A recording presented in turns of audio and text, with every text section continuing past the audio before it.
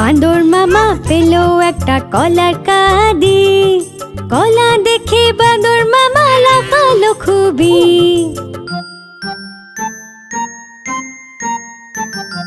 তাড়াতাড়ি কলা ছাড়ালো বাঁদর মামা রে। খোসা এদিকে ওদিকে, ওদিকে এদিকে সেদিকে ফেললো। বড় টুকরো মুখে ঢুকিয়ে মুখ খুলে পুরো কলা চিবোলো।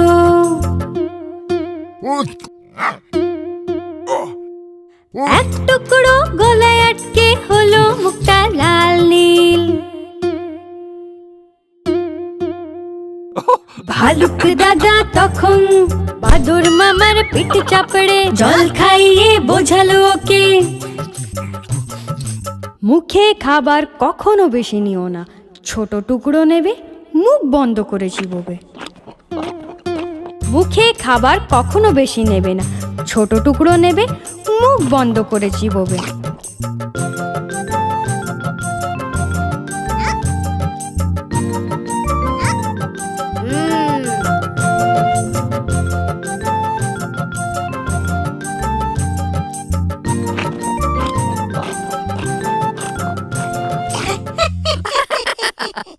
আমি বাঁদর মামা হব না, আমি ছোট টুকরোই নেব আর মুখ বন্ধ করেই চিবোবো আর খাবার না ফেলার চেষ্টা করব।